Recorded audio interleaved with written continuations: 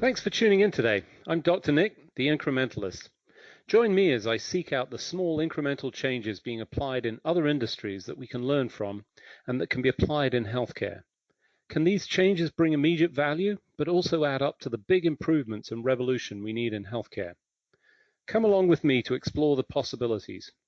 My innovative guests from around the globe have used small incremental improvements to achieve their moonshot. And today, I'm delighted to be joined by Phil Bosua. He is the CEO of Know Labs. Phil, thanks for joining me today. It's great to be here. I've been listening to your podcast and can't wait to participate in one. So, if you would, tell us a little bit about your background. It's certainly diverse, a little bit unusual. How did you get to this point? We're going to get into what you're doing at Know Labs and where you are, but what was your journey to this point? It's been long, but I'll try and give you the quickest version I can. I made an app that was on the App Store on day one. I saw this App Store thing coming and I thought, that's going to take over the world and be amazing. So I stopped what I was doing, started making apps, and there was only 500 apps on the store that day. So I was very proud to have one of them. And then went on to make about 600 apps. But when that got a bit too crowded, I then discovered this thing called startups, which was, I was on a big country out in the middle of nowhere on the island of Australia. And I had never heard of startups, which sounds weird now. I was like, what, they give you money if you have a good idea? So I was like, I've got lots of good ideas. So started down that path, did a Kickstarter, which became, I was heading towards the world's biggest Kickstarter at the time. That was for a company called LIFX. And so I basically invented the smart light bulb, the light bulb you turn on and off with your phone. Then got Sequoia Capital funding with that startup. So that was like awesome. Moved to Silicon Valley to hang out with those guys and, learn a lot from them. And then, as startups go, like it got acquired. LifeX got acquired, so that was good. But I'd moved on just slightly before that happened. And then I went up to Seattle, met Ron Erickson, who was actually the founder of Know Labs. And they were working with light-based spectroscopy, trying to find different analytes or different, basically analyze substances using LED technology and be able to tell what they were. And he said, we're struggling to productize. Do you think you could take a look at our technology and, see if you can do anything with it? So I spent 6 weeks with him looking into all that. And we decided to swing for the fences and try a non-invasive blood glucose monitor. Yeah, so you bring that up, and of course that's like a huge deal. It's this massive leap. And to be clear, through the course of diabetes and monitoring of diabetes, we've learnt and understood more. We had, very old technology. Then we had finger sticks, which was revolutionary at the time. The ability to do that in the home, and now even continuous glucose monitors, and I've experienced them, but they are invasive because they essentially insert a needle into you. They've gotten some technology. But you're talking about a whole revolution around this, which is non-invasive. For the benefit of those folks listening, help people understand how that's even possible, because it seems like it's science fiction, and I know science fiction becomes fact, but we're not quite there yet. We're getting close on this one. Yeah. No, I mean, there's a saying that, new technology seems like magic at first. And, I agree with that. Like, I know how it all works, so it's not magic to me, but we basically use the same type of phenomena that light-based devices use, like an oximeter or a heart rate monitor or anything that has a little pulsing LED, like on Apple Watch or Fitbit. It's the same idea, but what I figured out was if you can do all that with light, you can probably do it with radio waves. Because for those people, I don't want to get too techie or sciencey here, but if people understand the electromagnetic spectrum, light is the same thing as Wi-Fi. It's just a different speed that the wave goes up and down, right? So exactly the same thing. So I was like, if you could do all, monitor what's going on in the body in light, I just had a hunch that you could probably do it with radio waves. So I went out and bought a bunch of equipment, spent about 6 months testing, experimenting. It was a lot of hard, long hours, but we finally started to get triggers, what I call triggers, for blood glucose using radio waves. So then we just further developed it and are where we are now. So you're right. I mean, the spectrum is exactly that, and we visually see a very small slice of it. There are, different ends, and obviously X-ray, as an example, is in one of those ends, which has potential negative effects. You're in a different spectrum. You're in the radio frequency, the same as we use. I'm guessing, since I don't know, but and I'm not suggesting it's in FM or AM, but for people, intellectually to think about it, it's in the radio wave spectrum that we're bathed in at this point. Is that true? Yeah, absolutely. It's very, very safe. I mean, we could spend 5 or 10 minutes talking about the safety, but I mean, that's up to you. But we've done all the testing. It's very safe. To wear our device for 24 hours is about the same as a 5-minute browsing on Facebook on your phone. So we're very, very low power. And even cell phones, if you spent 2 minutes on a cell phone, that'd be about the same as 24 hours using our device. So it's so low because our device only has to go 2, 3, 4 inches around. So it's very low power. Yeah. So I mean, I think there's lots of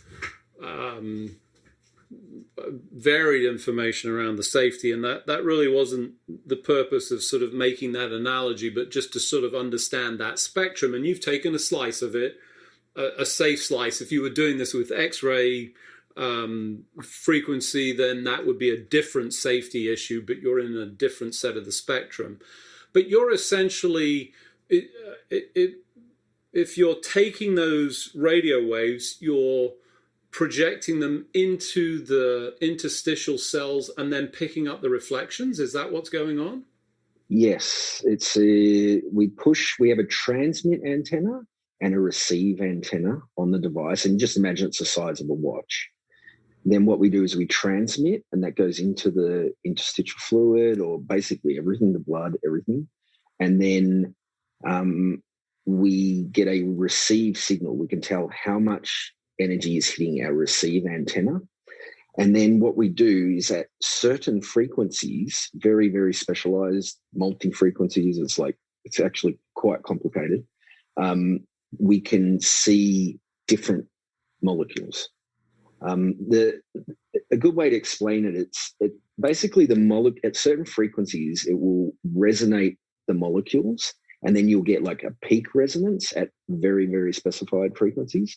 It's similar to when you run your finger around a wine glass, if you have the right pressure, the right speed, and a certain amount of wine in the glass, it'll start to vibrate, and it creates that sort of singing noise. So exactly the same type of phenomena, except for we're just doing it at a molecular level with radio waves.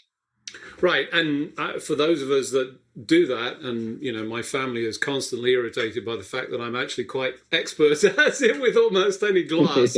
One of the things that you notice is that you get the concentric rings in a circular glass of the harmonics from whatever the frequency is based on, those metrics that you describe, which it sounds like you're picking up based on the individual molecules that you've targeted. Yes, yeah, it's the molecules and the effect that those molecules have on your body. So we can basically see changes in the body by how these radio waves are interacting with, your body. It's and then glucose is just one frequency set. So we've had successful tests on blood alcohol consumption into blood alcohol. We've used aspirin and Tylenol as a proxy for other metabolized drugs, and we can see the effects of both of those things. Oxygen is really easy. Like if you have your hand or arm on the device, then and you hold your breath, we see it, the oxygen, we see you deoxygenate, and then when you take a big deep breath, we see it come back up. So, but each molecule is a different frequency set. So it raises the question, and before we dive into the continuous glucose monitor, which is really the focus here, it seems like this is an obvious next step, but you can target multiple molecules. You're essentially opening up a whole new avenue of what I would call continuous monitoring of molecules within the human body at some level. I don't know if there's some limitations based on the projection of those radio waves, but it's essentially open season. Is that true? Yeah, that's a good way to describe it. Yeah, it's exactly what we're doing. Wow, that's really exciting. So let's talk about No Labs. So you came to this, you had your connection with Ron Erickson, as you described. You focused on this. Was there a specific reason that you focused on glucose, or was this just that was where he was? Tell us a little bit about that journey. Yeah, Ron was sort of dabbling in the technology and trying to sort of further the technology using light. And then when we decided, because his pitch to me, I guess, was, can we productize this somehow? And then I actually started looking at counting calories, the intake of calories non-invasively in the body. That was something that was very meaningful to me. And then what we figured out is, well, carbohydrates turn into glucose. So we actually, for a few weeks, we're going, okay, well, we'll just use glucose, as our sort of proxy, or we would have to extrapolate out because you need fats and proteins as well to count calories. But anyway, we sort of went down that calorie counting path using glucose for about 2 weeks. And then I still remember the moment vividly. Ron and I just basically looked at each other and went, why the hell are we doing calories if we can do glucose? Like literally, it was staring us in the face for a few weeks, and we went, yeah, let's just do glucose and just be laser focused on that, even though we know we can do all these other things as well. It's a big market. I think if we can get non-invasive, easy monitoring of people's blood glucose levels, I think we can genuinely help improve the impact of diabetes on the world. So that's what we've been doing the last 4 years, is just glucose. So for those of you just joining, I'm Dr. Nick, the Incrementalist. Today I'm talking to Phil Bosua. He is the CEO of No Labs. We were just talking about the journey to the point of this continuous glucose monitor using essentially a radio frequency approach to analysis at the interstitial level, focused on the glucose molecule. And you just pointed out something, and I think it's important to understand. This has not been, an instant overnight success. Everybody sort of looks at these things, we see the success, but you talked about 4 years of development of getting to there. Can you tell us a little bit about the learning experience and what's gone on through those 4 years? What really gave you some inflection points to where you are now, which is, on a clear trajectory to provide this continuous glucose monitor that's non-invasive? Yeah, I took a leaf out of Edison's book. It's like sophisticated, smart brute force. So the story I know is that, when he was developing the first light bulb, he went through 1,000 different filaments. And it's not, well, you don't go through, I'm sure he didn't do it blindly, right? He didn't think of 1,000 different things to test, line them all up. You pick the first one you think might work, and you use it and it burns out, and you analyze why it burnt out, and you've got some temperature sensor. I mean, I'm sure they had some sort of sophisticated temperature sensing, but however you approach it, you just basically choose the most likely path, rapidly test, and be very smart with your analysis. And you use whatever you learn from that to predict what you think might work next. But you really, really, like when I'm saying rapidly and brute force, like even like I had to design my own antenna because antennas aren't designed like, like radio wave antennas, like even small ones that are in your phone or in your Wi-Fi router, they're not designed for this type of application. They're designed to send packets very efficiently. We had to actually on purpose create an inefficient antenna. So I went through 250 antenna designs. So each one I was testing. I'd make it, test it, analyze why it was better than the last one or worse, and then make adjustments on my next antenna design and then do another one. So I bought all this antenna design equipment and we learned how to do all that. And so I've got a box of about 250 antennas that we went through to finally come up with the antenna that we use now, which is basically helps us find all these things. So that's sort of an illustration of how I approach it. Then you've got the data science aspect as well, creating the algorithms. I had to set up all the infrastructure.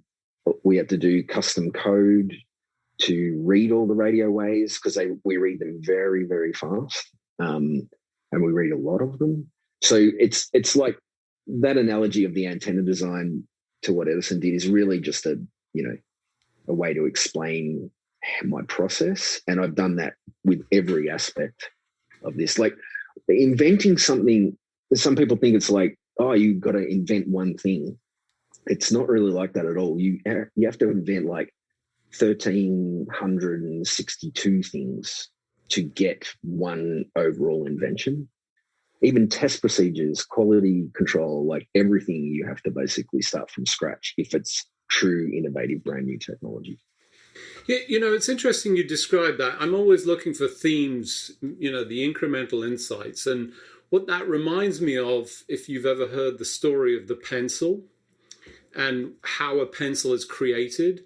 And everybody looks at it and it's this simple thing. But when you go back and track through all of the innovations that came to make up that simple piece of equipment, there are hundreds and hundreds of, not only manufacturers, but all this innovation or insight that sort of contributes. And I'm always looking for those sort of insights to provide to others. How do I achieve the same success? How do I get to that point? And it sounds like not only that process of failure that informs the next level of innovation, but it's the attention to all the little elements of detail that says, well, I'm not just going to take something off the shelf in this case, that drives, the next step in that whole process.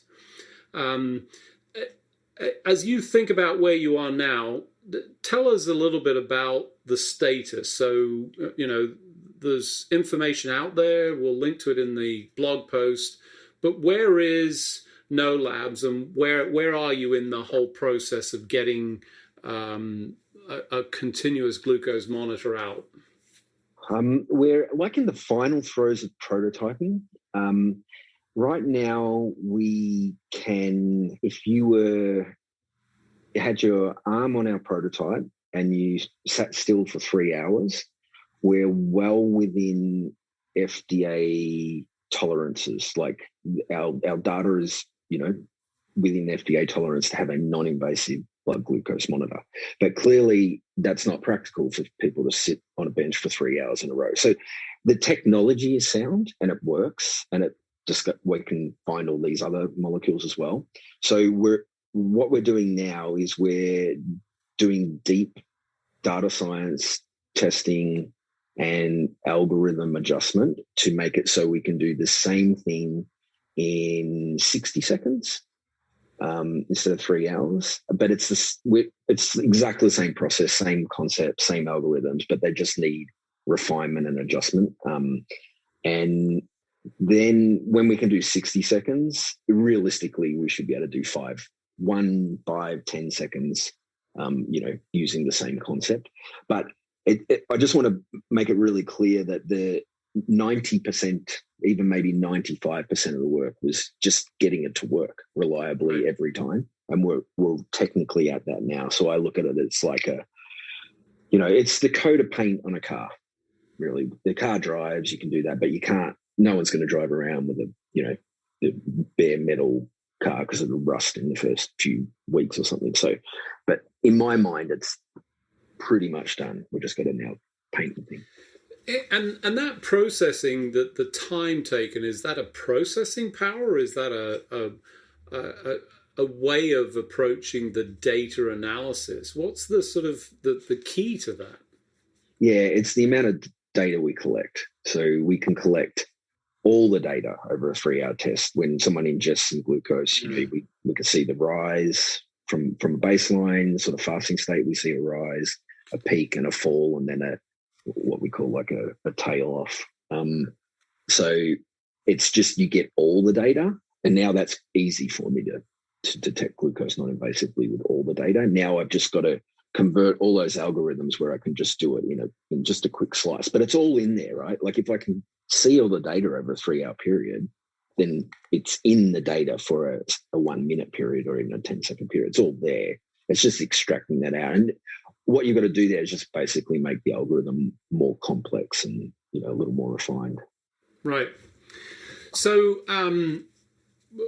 you're clearly made huge amounts of process. You're close to it, but still in the prototyping stage. You're going through testing, obviously thinking about the FDA approval process.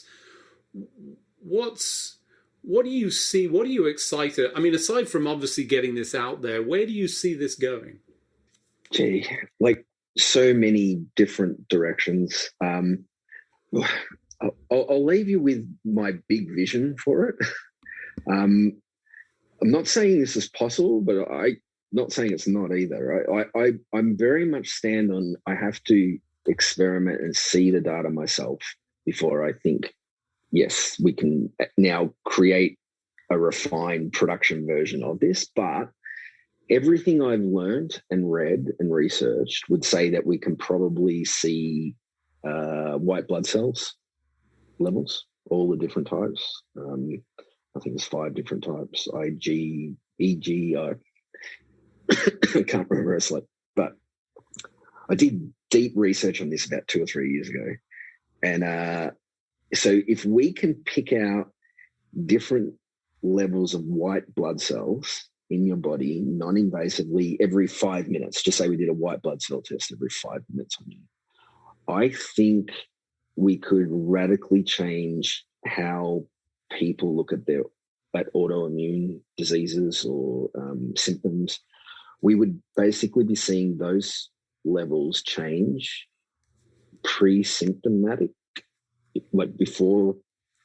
And in my mind, like I know leukemia is often diagnosed or initially diagnosed through white blood cells. There's a lot of things. It's not like if you take a white blood cell test, you say, oh, you have leukemia. It says, oh, these are off in this direction. Let's do further testing.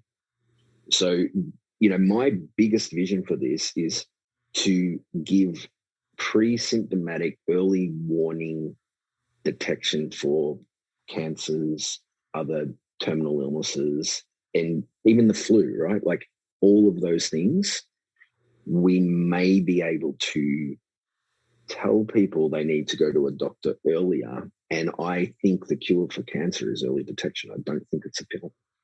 Interesting. I mean, there's so many sort of directions as a, constant monitoring device. I mean, this is wearables on steroids for the potential for providing insights on an ongoing basis. We're moving to this medical home environment where people are coming out of hospitals or trying to keep them out of hospitals. And certainly from an aging standpoint, the elderly population is looking for better monitoring that can be achieved with a higher level of accuracy. So tremendous potential, and quite frankly, a continuous glucose monitor that, is non-invasive, constantly providing data, I think is going to be tremendously exciting. That alone is going to revolutionize the space for millions and millions of people either diabetic or pre-diabetic that we see. So very exciting times. Unfortunately, as usual, I've run out of time. Just remains for me to thank you for coming on the show. Just very excited about the opportunities and the progress that you've made. Phil, thanks for joining me on the show today. Absolute pleasure. Thank you. Thanks for joining me today. Do you have any better ideas, or have you found a small incremental change that's brought about a big improvement in your world? Let's continue the conversation on our hashtag, the Incrementalist, or share with me at DrNick1 on Twitter. You can find more information about the show on our program page at healthcarenowradio.com, and tune in next time to hear my discussions with leaders and innovators from around the globe who've revolutionized their space by using small incremental improvements to achieve their moonshot. I'm Dr. Nick, the Incrementalist, and I'm starting a revolution through evolution.